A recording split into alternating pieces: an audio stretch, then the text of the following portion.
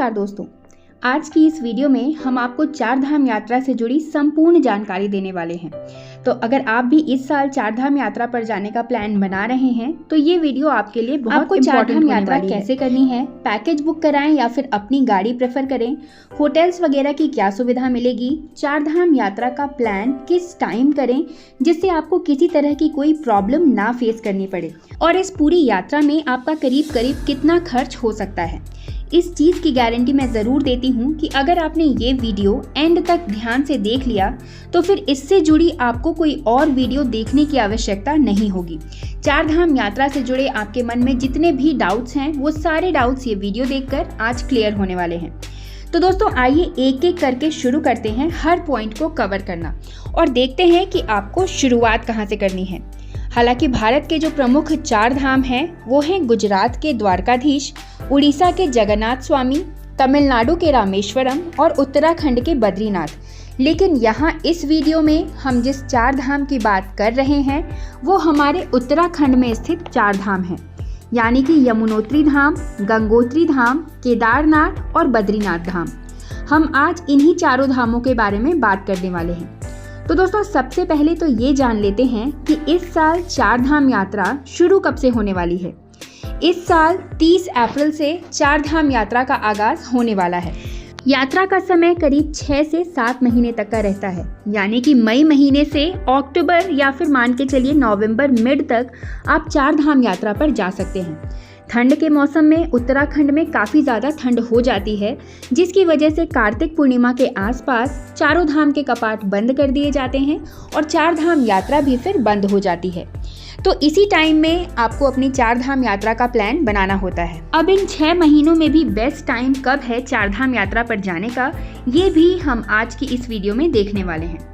दोस्तों हमारी चार धाम की जो यात्रा है वो शुरू होती है यमुनोत्री से। इसे यात्रा का पहला पड़ाव माना जाता है। यमुनोत्री के बाद हम जाते हैं गंगोत्री धाम, जो कि यात्रा का दूसरा पड़ाव है। उसके बाद केदारनाथ और अंत में हम जाते हैं बद्रीनाथ धाम के दर्शन करने। तो इस साल गंगोत्री और यमुनोत्री धाम के जो कपाट हैं वो हर साल की तरह अक्षय तृतीया के दिन ही खुलने वाले हैं, जो कि 30 अप्रैल को है। हर साल ये डेट बदलती रहती है। बद्रीनाथ धाम के कपाट 4 मई को खुलेंगे और केदारनाथ धाम के कपाट कब खुलेंगे इसकी घोषणा महाशिवरात्रि के दिन यानी 26 फरवरी के दिन हो जाएगी। तो दोस्तों अब शुरू करते हैं ये जानना कि आपको यात्रा शुरू कहाँ से करनी है। आप देश के जिस भी कोने में हैं सबसे पहले आपको पहुँचना होगा हरिद्वार। अगर आपको ट्रेन से आना है तो आप हरिद्वार रेलवे स्टेशन पहुँचिए, और अगर आपका माध्यम फ्लाइट है तो आपको आना होगा देहरादून एयरपोर्ट। दोनों ही जगहों से आपको बसेस मिल जाएंगी, और अगर आप वहां से चार धाम यात्रा पैकेज लेना चाहते हैं बस द्वारा या फिर कार द्वारा, तो वो भी आपको दोनों जगहों से अवेलेबल हो जाएगा। यात्रा की शुरुआत में ही पहले ये जान लेते हैं कि आपको टोटल कुल कितने दिनों का समय लग जाएगा इस पूरी यात्रा में। यहाँ हमने जितने टाइम का मार्जिन लिया है वो है 11 दिनों का। अगर आप अपने टाइम को इससे कम करते हैं तो ये आपके लिए थोड़ा हेक्टिक ज़रूर हो सकता है। हाँ, अगर आपके साथ बुजुर्ग हैं तो आप इस टाइम को थोड़ा बढ़ा सकते हैं, क्योंकि हर दिन आपको काफ़ी ज़्यादा डिस्टेंस कवर करने पड़ते हैं और बुजुर्गों के साथ ये एक समस्या हो सकती है। तो दोस्तों सबसे पहले हम आते हैं डे नंबर 1 पे। पहले दिन हमें हरिद्वार से बरकोट के लिए बस पकड़नी है। बरकोट वो जगह है जहाँ पे आपको यात्रा के पहले दिन स्टे करना है। दोस्तों हरिद्वार से बरकोट की जो दूरी है वो करीब 180 किलोमीटर है, और ये 180 किलोमीटर का सफ़र तय करने में आपको 6 से 7 घंटे का समय ज़रूर लग जाएगा। तो दोस्तों ये सफ़र कैसे तय करना है ये जानने से पहले हम अपने हर दिन का प्लान समझ लेते हैं कि किस दिन हमें कहाँ पहुँचना है। फिर हम ये समझ लेंगे कि ट्रांसपोर्ट का कौन सा साधन लेना सही रहेगा। अब दोस्तों बरकोट में बहुत सारे होटल्स हैं।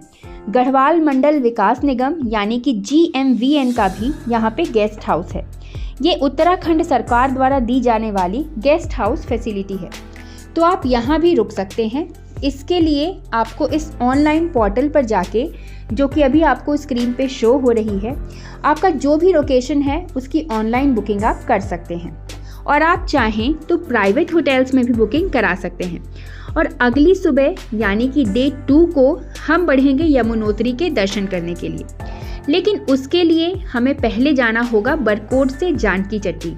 बरकोट से जानकी चट्टी की जो दूरी है वो करीब 44 किलोमीटर है।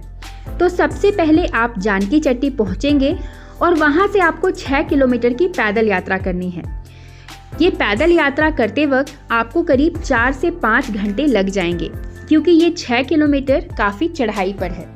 फिर हम पहुंचेंगे पवित्र यमुनोत्री धाम, जहां आप आराम से दर्शन करिए, 1-2 घंटे का समय बिताइए और वापस जानकी चट्टी होते हुए बरकोट पहुंच जाइए। दूसरे दिन आपको शाम हो जाएगी बरकोट आते आते, तो इस दिन आप बरकोट में ही स्टे करिए। जो भी होटल आपने बरकोट में बुक करा है वहीं पर। होटल की अगर कॉस्ट की बात करें तो दोस्तों ये आपको करीब 500 से 2000 रुपये तक पड़ जाएगा। ये डिपेंड करता है कि आप कौन से सीज़न में आ रहे हैं। पीक सीज़न में होटल अपने मैक्सिमम रेट पे होते हैं। खाने के बारे में अगर हम बात करें तो शुद्ध शाकाहारी भोजन आपको यहाँ आराम से अवेलेबल हो जाएगा। आपको थाली सिस्टम भी हर जगह मिल जाएगा और 100 से 150 रुपये के बीच आप आराम से एक टाइम का खाना खा लेंगे। अब नेक्स्ट डे यानी कि डे 3 पे आपको बढ़ना है बरकोट से गंगोत्री धाम की तरफ, यानी कि जो आपकी यात्रा का दूसरा पड़ाव है उसकी तरफ। लेकिन आपको डायरेक्टली गंगोत्री नहीं जाना है, आपको पहले जाना होगा उत्तरकाशी। उत्तरकाशी में आपको एक दिन स्टे करना है, क्योंकि यहाँ भी कुछ दर्शनीय स्थल हैं जो आपको देखने चाहिए। बरकोट से उत्तरकाशी की जो दूरी है वो करीब 90 से 100 किलोमीटर तक की है, यानी कि हार्डली 3 से 4 घंटे में आप बरकोट से उत्तरकाशी पहुंच जाएंगे। उत्तरकाशी में आपको होटल लेना होगा। होटल्स यहाँ अगेन आपको 800 रुपये से स्टार्ट होकर 1500 से 2000 तक के मिल जाएंगे। यहाँ भी आपको खाने पीने की व्यवस्था अच्छी मिल जाएगी। यहाँ आप स्टे करिए। अब उत्तरकाशी में कौन कौन सी जगह देखने लायक है इसकी भी बात कर लेते हैं। यहाँ कुछ प्राचीन गुफाएं हैं जहाँ पे आप विजिट कर सकते हैं। मसरी और तिहरी 2 डैम्स भी हैं जहाँ पर आप जा सकते हैं। ये थोड़ी दूरी पर हैं, करीब 40 से 50 किलोमीटर की दूरी पर, और वापस घूमकर आपको इस दिन उत्तरकाशी में ही स्टे करना है। यहाँ आपके 3 दिन पूरे होते हैं। और अब हम आ जाते हैं डे 4 पर। चौथे दिन आपको बढ़ना है उत्तरकाशी से गंगोत्री धाम की तरफ। उत्तरकाशी से जो गंगोत्री धाम की दूरी है वो करीब 100 किलोमीटर की है। अब आप यहाँ गंगोत्री धाम पहुंचकर माता के दर्शन करिए। वहाँ गौरी कुंड में आप स्नान करना चाहें तो स्नान भी कर सकते हैं। सूर्य कुंड के भी दर्शन करिए। और दोस्तों अगर आप चाहें तो गौमुख तक भी जा सकते हैं। गंगोत्री से गौमुख की जो दूरी है वो करीब 16 किलोमीटर की पड़ जाती है, और ये 16 किलोमीटर की दूरी आपको ट्रैक करते हुए कवर करनी है। काफ़ी लोग गौमुख तक जाते हैं, जो कि गंगा नदी का उद्गम स्थल है। अगर आप भी यहाँ जाने का प्लान बनाते हैं तो आपको अपनी यात्रा में एक और दिन ऐड करना पड़ेगा। और एक और बात, वहाँ जाने के लिए आपको फॉरेस्ट डिपार्टमेंट से परमिट भी लेना पड़ता है, और साथ ही वहाँ जाने के लिए आपकी हेल्थ भी काफ़ी अच्छी होनी चाहिए। यहाँ की पैदल यात्रा बहुत आसान नहीं मानी जाती। तो दोस्तों चौथे दिन आपको गंगोत्री दर्शन करके वापस उत्तरकाशी आना है, और उत्तरकाशी आके वापस वहीं स्टे करना है जहाँ आपने बुकिंग की है। और अब आ जाइए डे 5 पर, जब आपको प्रस्थान करना है उत्तरकाशी से सोनप्रयाग की तरफ, यानी कि महादेव के धाम केदारनाथ की तरफ। दोस्तों सोनप्रयाग में भी आपको आज रुकना है, क्योंकि उत्तरकाशी से सोनप्रयाग करीब 220 किलोमीटर पड़ जाता है, और 220 किलोमीटर तय करने के लिए आपको 10 से 11 घंटे का समय लग जाएगा, जो कि काफ़ी थकान भरा सफ़र होगा। तो सोनप्रयाग पहुँचते पहुँचते आपको रात हो जाएगी। सोनप्रयाग में भी आपको रुकने और खाने पीने की अच्छी व्यवस्था देखने को मिल जाएगी, क्योंकि ये जो रूट हैं वो केदारनाथ धाम के रूट्स हैं, जहां इस पूरी यात्रा के दौरान बहुत चहल पहल देखने को मिलती है।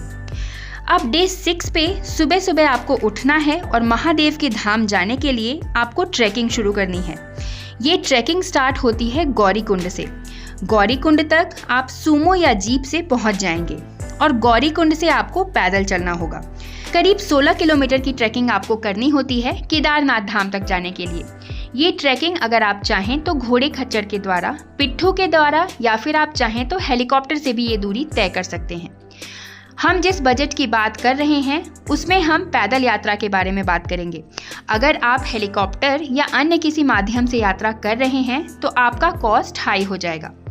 तो डे 6 पे आप गौरीकुंड से ट्रैकिंग कर केदारनाथ धाम पहुंच जाएंगे और इसी दिन आप चाहें तो महादेव के दर्शन भी कर सकते हैं और 7वें दिन भी आप वहीं पर रुकिए। आप चाहें तो रात में भोलेनाथ के दर्शन ना करके 7वें दिन सुबह सुबह उठकर भी भोलेनाथ के दर्शन कर सकते हैं।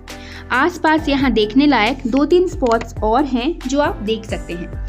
दोपहर होते होते आप चाहें तो सोनप्रयाग के लिए वापस हो सकते हैं। 7वें दिन आप पहुंच जाएंगे सोनप्रयाग और इस दिन यानी रात को आपको वहीं स्टे करना है। अब नेक्स्ट डे यानी कि डे 8 पर आपको प्रस्थान करना है बद्रीनाथ धाम के लिए। दोस्तों, अगर आपने पैकेज नहीं लिया है तो आपको सोनप्रयाग से बद्रीनाथ के लिए ढेर सारी बसेस मिल जाएंगी। सोनप्रयाग से बद्रीनाथ धाम की जो दूरी है वो करीब 220 किलोमीटर की है। बद्रीनाथ धाम पहुंचकर आपको किसी तरीके का कोई ट्रैक नहीं करना है, क्योंकि यहाँ आपको डायरेक्ट बस मंदिर के आसपास ही लेकर जाती है। यहाँ भी आपको रुकने के लिए बहुत सारे होटल्स और GMVN के गेस्ट हाउस भी देखने को मिल जाएंगे। तो 8वें दिन आप पहुँच गए हैं बद्रीनाथ धाम। तो इस दिन आप आराम करिए क्योंकि आप काफ़ी डिस्टेंस कवर करके आए हैं। अगले दिन यानी कि डे 9 पर सुबह उठकर आप बद्रीनाथ धाम के दर्शन करिए। आसपास की कुछ जगहों पर भी आप इस दिन घूम सकते हैं। इस तरह से आपके 9 दिन पूरे हो जाएंगे। 10वें दिन आपको शुरू करनी है अपनी रिटर्न जर्नी। बद्रीनाथ से वापसी में आपको पहुंचना होगा हरिद्वार, जहां से आपने अपनी यात्रा की शुरुआत की थी। लेकिन मैं आपको एक ही दिन में बद्रीनाथ से हरिद्वार तक आने का सजेशन नहीं दूंगी, क्योंकि ये काफ़ी लंबा ट्रैवल हो जाएगा। तो आप इस दिन आ जाइए बद्रीनाथ से रुद्रप्रयाग। इस दिन रुद्रप्रयाग में रुककर अगले दिन यानी कि 11वें दिन आप रुद्रप्रयाग से हरिद्वार के लिए निकलिए। तो ये थी बात कि आपने यात्रा पूरी की और आप हरिद्वार तक पहुंच गए। ये पूरी 11 दिन की यात्रा थी जो हमने तय की।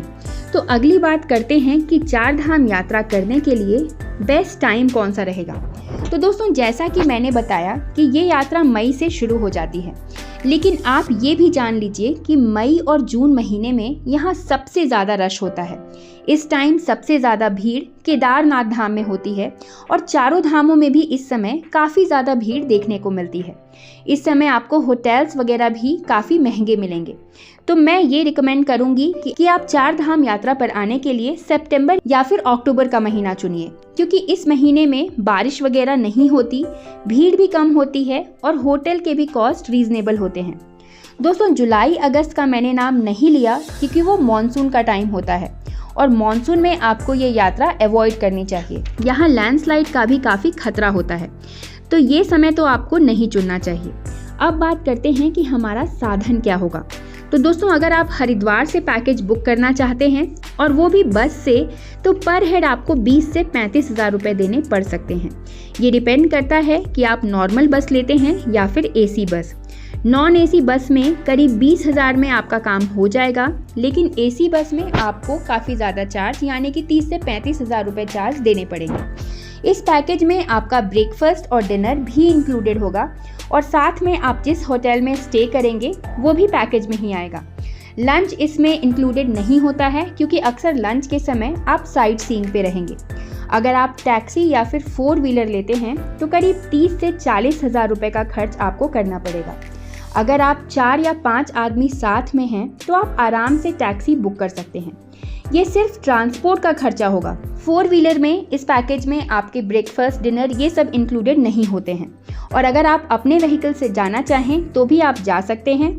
ये आपको काफ़ी सस्ता पड़ सकता है क्योंकि आपकी अपनी पर्सनल गाड़ी है। हाँ, लेकिन इसमें आपको रोड्स के बारे में जानकारी नहीं होगी, तो आपको हर जगह गूगल मैप की सहायता से जाना होगा।